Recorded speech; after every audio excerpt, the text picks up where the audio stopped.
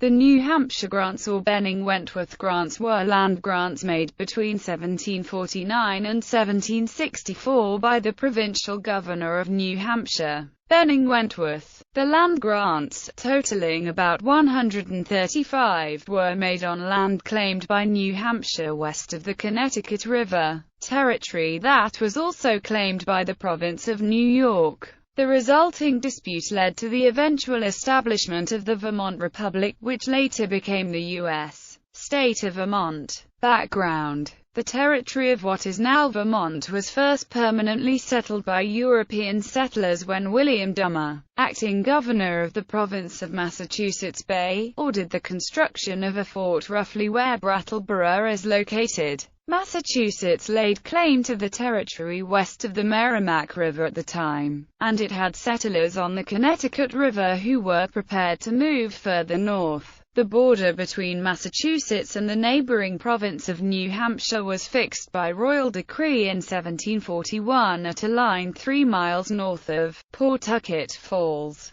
where the Merrimack River turns north. This decision eliminated claims by Massachusetts to the north of that line. The territory between the Connecticut River and Lake Champlain, however, was also claimed by the province of New York, whose claims extended eastward to the Connecticut. Also in 1741, New Hampshire native Benning Wentworth was appointed the first governor of New Hampshire of the 18th century, who was not also a governor of Massachusetts. Wentworth chose to read New Hampshire's territorial claims broadly. He construed the decree setting the New Hampshire-Massachusetts border to mean that New Hampshire's jurisdiction extended as far west as the jurisdiction of Massachusetts extended. Since the Massachusetts boundary extended to a point 20 miles east of the Hudson River, Wentworth assumed the area west of the Connecticut belonged to New Hampshire. New York based its claim on the letters patent, which granted Prince James, Duke of York, brother of King Charles II,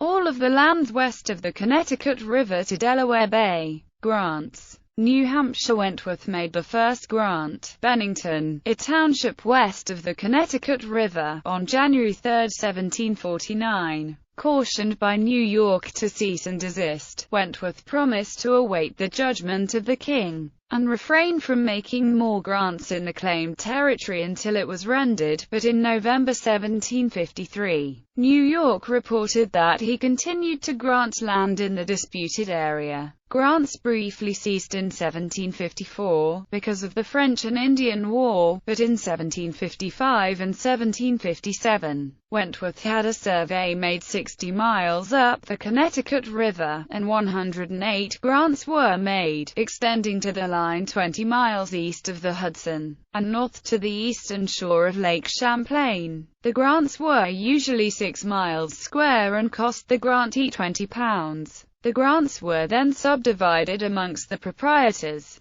and 6 of the lots were set aside, 1 for the Society for the Propagation of the Gospel in Foreign Parts, 1 for the Church of England, 1 for the first clergyman to settle in the township, 1 for a school, and 2 for Wentworth himself. The permanent annual tax on each grant, called a quitron, was 1 shilling, paid directly to the king or his representative. New York. While Wentworth's land sales were underway, New York also issued land patents in the same area. However, in contrast to the New Hampshire grants, the New York patents were generally irregularly shaped and issued to wealthy landowners. The New Hampshire grants were town-sized, and generally settled by middle-class farmers. Most of the New York boundaries were ignored in favor of the New Hampshire boundaries and designations once Vermont achieved statehood, and some of these New York patents are now referred to as paper towns because they existed only on paper. Royal adjudication. In September 1762, New York caught New Hampshire surveyors working on the east side of Champlain,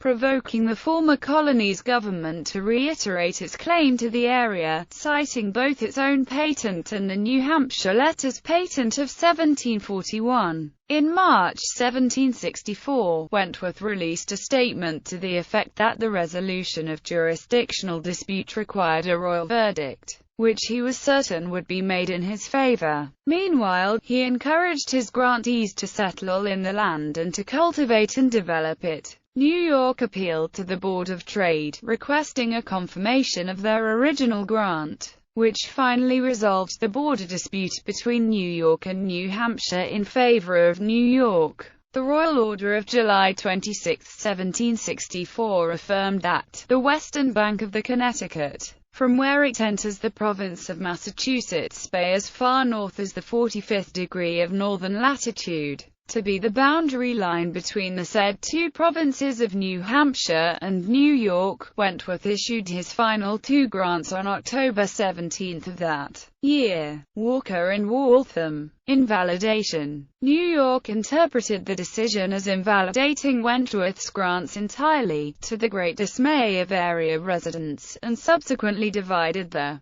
territory into 4 counties: Albany, Charlotte, Cumberland, and Gloucester. New York required that grantees surrender their charters, and in many cases buy their lands back from New York at greatly increased prices. Those who would not pay lost legal title to their lands, which New York then reassigned to others. The people, who would later become Vermonters, petitioned the governor of New York to confirm the New Hampshire grants. He complied, in part, by declaring that no other grants should be made until the king's wishes were known. Land not previously granted by New Hampshire was considered open for distribution by New York's government. In 1770, the New York Supreme Court declared all of Wentworth's grants invalid, thereby asserting the province's de jure control over the region. This infuriated residents, including Ethan Allen and his Green Mountain Boys, who rose up to resist those efforts. While the resistance faded, so did New York's desire to assert its claim on the land around the upper Connecticut. As a more pressing issue, revolution moved to center stage. Independence and statehood. In January 1775, committees of safety from over 20 towns in the New Hampshire grants area met in Manchester to discuss the need for local self-governance independent from New York. The Manchester meeting created a civil and political body to regulate their community. 2 months later, another convention meeting at Westminster announced the authority of New York's government. On March 13, 1775, 2 men were killed in Westminster by officers from New York. News of the first clash between American militia and British troops at Lexington and Concord interrupted the Westminster Convention. But settlers gathered at yet another convention at Dorset in 1776 and petitioned the Continental Congress to recognize Vermont as a state and seat its delegates. The New York delegation convinced the Congress to deny the petition. Some former Green Mountain Boys companies served in the American Revolutionary War, including the effort to capture Fort Ticonderoga on May 10, 1775, and the invasion Canada later that year. Ethan Allen and his then subordinate, Seth Warner, induced the Continental Congress at Philadelphia to create a Green Mountain Ranger Regiment. Having no treasury, the Congress directed that New York's provincial Congress pay for the newly authorized regiment, which it did.